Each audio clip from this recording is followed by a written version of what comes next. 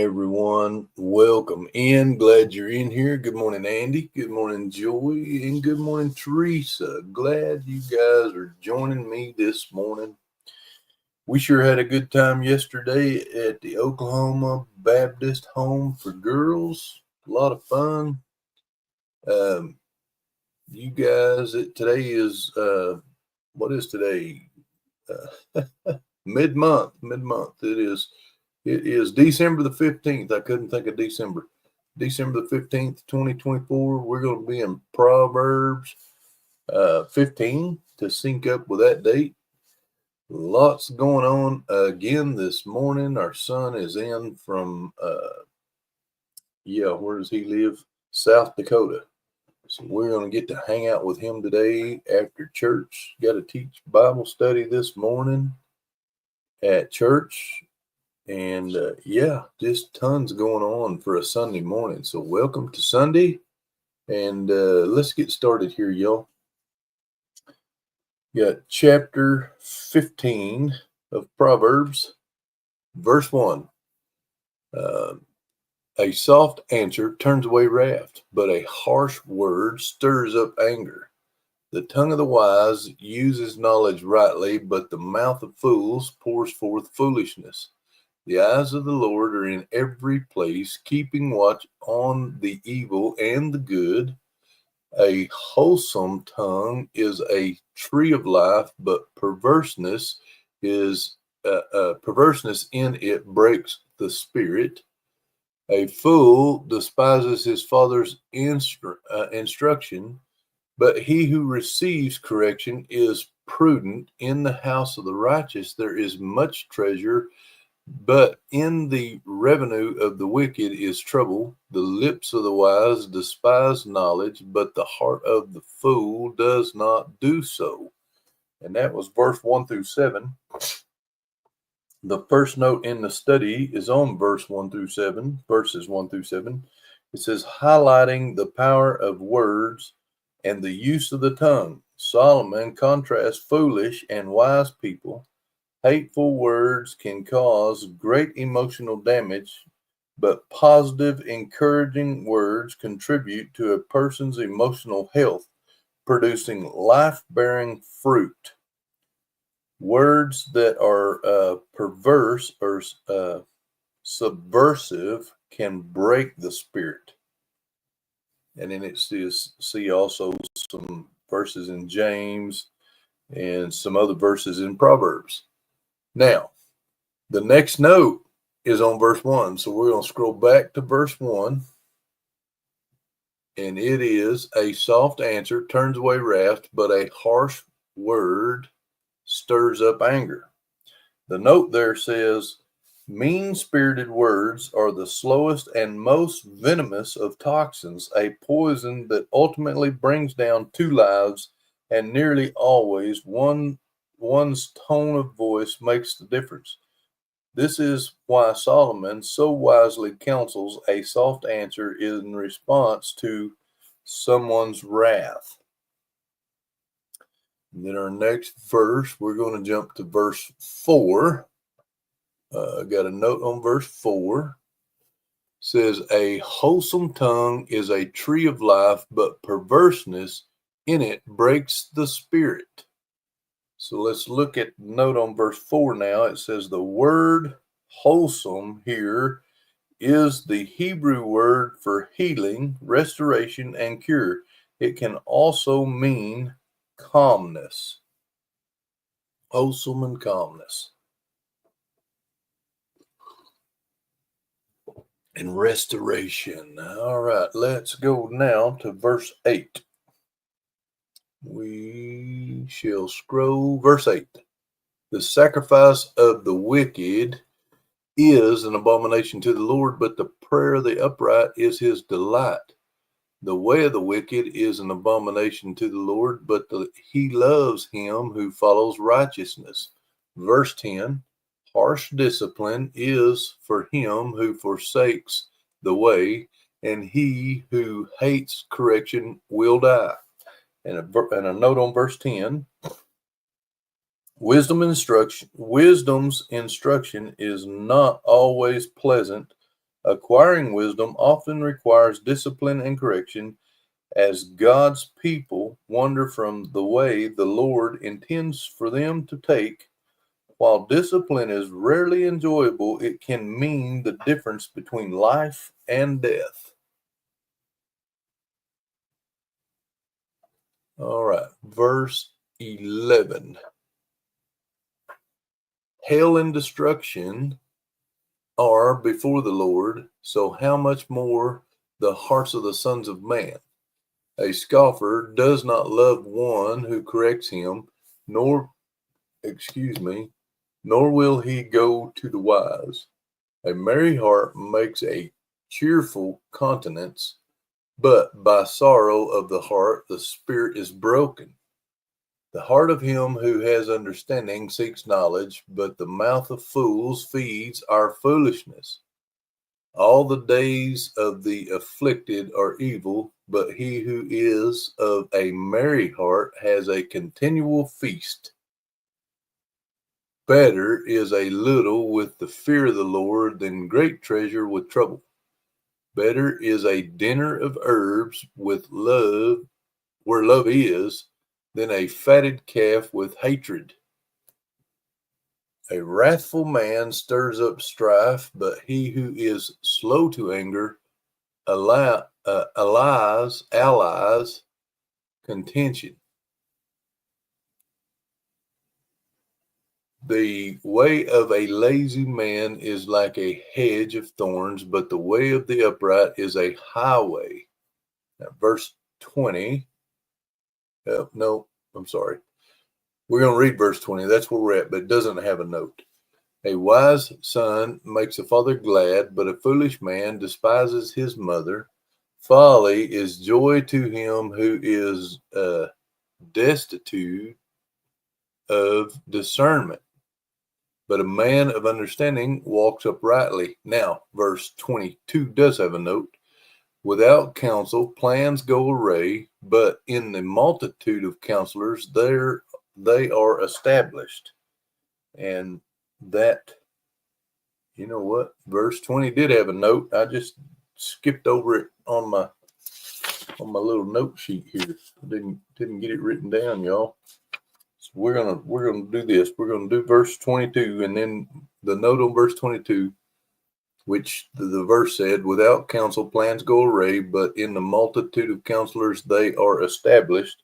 And the note there says, "Seeking wisdom from godly, mature Christians allows believers to increase their understanding of God and His ways." Now let's back up just a second to verse 20. A wise son makes a father glad, but a foolish man despises his mother. And the note there on verse 20 says, a foolish son not only fails to make his father glad, but likely laughs at his parents. Despises may imply that the fool is callous toward his mother. That's not good, any of that. And I need to add that to my notes, y'all, so I don't miss that again. I'm sorry here. Hang on. I got to do housekeeping while housekeeping's available in my mind, right? Make sure I don't miss that again. All right, let's see. We are in verse 23 now. Sorry about all of that confusion. A man has joy by the answer of his mouth, and a word spoken in due season, how good it is. The way of life winds upwards for the wise, that he may turn away from hell below. The Lord will destroy the house of the proud, but he will establish the boundary of the widow. The thoughts of the wicked are an abomination to the Lord, but the words of the pure are pleasant. Verse 27. He who is greedy for gain troubles his own house, but he who hates bribes will live. And that verse 27, the note says, The problem with wealth is that it is never enough. No matter how much a person gets, he or she always wants more. See Ecclesiastes 5:10 through 17 and sidebar. There's a sidebar note too. Many wealthy people throughout history have reported that at some point, even the money itself takes a backseat to the all-consuming game of getting more, to accumulate more. It is a cycle that inevitably leads to destruction. Never enough, right? Never enough. Verse 28, y'all. The heart of the righteous studies. Let me clear that note where it said it was time for the redneck weather report. Verse 28, the heart of the righteous studies how to answer, but the mouth of the wicked pours forth evil. Verse 29 has a note. The Lord is far from the wicked, but he hears the prayer of the righteous. The note there on verse 29 says, the book of Proverbs speaks only a few times about prayer, but its one message is that true prayer belongs to the righteous. God's people get their prayers answered. The Lord does not hear one prayer from the unbeliever, the Lord does hear one prayer from the unbeliever. However, God, be merciful to me, a sinner.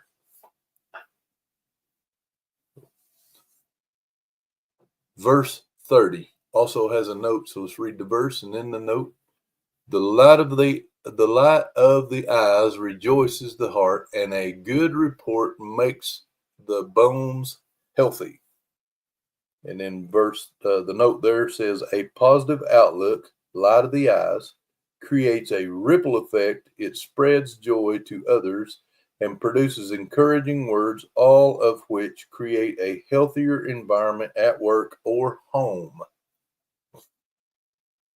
Verse 31. Scroll. There we go. The ear that hears the rebukes of life will abide among the wise. He who disdains instruction despises his own soul, but he who heeds rebuke gets understanding. The fear of the Lord is the instruction of wisdom, and before honor is humility. All right, that wraps up the chapter. But now we're going to scroll all the way back to verse 1. There is a Words Matter FYI section here on verses 1 through 7. I'm going to please click on the thumbs up. Thank you, Andy. I'm going to read the 7 verses again. Then we'll check out these Words Matter section on the FYI. Verse 1. A soft answer turns away wrath, but a harsh word stirs up anger. The tongue of the wise uses knowledge rightly, but the mouth of fools pours forth foolishness. The eyes of the Lord are in every place, keeping watch on the evil and the good. A wholesome tongue is a tree of life, but perverseness in it breaks the spirit. A fool despises his father's instruction, but he who receives correction is prudent. In the house of the righteous there is much treasure, but in the revenue of the wicked is trouble. The lips of the wise despise knowledge, but the heart of the fool does not do so. Now, let's read this caption here that says words matter. FYI, words matter. Wet my whistle a little bit there. These verses highlight the importance of speech, namely its ability to lead others to knowledge and to bring healing in relationships. Conversely, speech can be destructive when used recklessly or harshly. Speech is a concern taken up in other parts of Proverbs besides this passage, and is an important theme within the book. For example, the book highlights the dangers that come with endless chatter and an unbridled tongue. In contrast, it highlights the importance of speaking the right thing at the right time. Proverbs also notes that speech can be an asset to a righteous man in need of help, whereas a wicked man's words can eventually become trouble. Finally, Proverbs concerns itself not only with those who speak, but with those who listen. While there are adverse consequences for ignoring instruction, disaster can result from listening to and accepting what is false. Indeed, Proverbs cautions against accepting anything that is said without careful discretion. In sum, one of the regular reminders of Proverbs is that words matter. They are powerful and must be weighted carefully by both speaker and listener. The wise do this well. Now, that is some good stuff. Words do matter. You heard when we was kids, I don't know if y'all heard it, but when we was kids, there was a saying, sticks and stones may break my bones, but words will never harm me. That is totally false. Words will harm you. It is not good on you. Chapter 6 of Ephesians is where we're going now. Starting in verse 10. Hey, James Roberts, welcome in. Glad you're in here. Verse 10, verse 10, chapter 6, Ephesians. Let's get our armor on, y'all. My Amazon popped on there. I had to order a dryer element. Our dryer went out. Finally, my brethren, be strong in the Lord and in the power of his might. Put on the whole armor of God, that you may be able to stand against the wiles of the devil. For we do not wrestle against flesh and blood, but against principalities, against powers, against the rulers of the darkness of this age, against spiritual hosts of wickedness in the heavenly places. Therefore, take up the whole armor of God, that you may be able to withstand in the evil day, and having done all to stand, stand therefore, having girded your waist with truth, having put on the breastplate of righteousness, and having shod your feet with preparation of the gospel of peace. Above all, taking the shield of faith, with which you will be able to quench all the fiery darts of the wicked one, and take the helmet of salvation and the sword of the Spirit, which is the word of God, praying always in all prayer and supplication in the Spirit, being watchful to this end with all perseverance and supplication for all the saints. And for me, that utterance may be given to me, that I may open my mouth boldly to make known the mystery of the gospel, for which I am an ambassador in chains, that in it I may speak boldly as I ought to speak. Open your mouth. Share the Lord. Everybody, I got this a couple weeks ago, and I showed it on my other channel. Everybody needs a little Jesus. And it's our job, the Great Commission, to go and share that. So I love you guys. I challenge each and every one of y'all to be a blessing for someone else today. Keep me in your prayers. I'm leading Sunday school again this morning. And we will be back here again in the morning. So God bless each and every one of y'all. I hope this season is finding y'all blessed and focused on Jesus. See you tomorrow.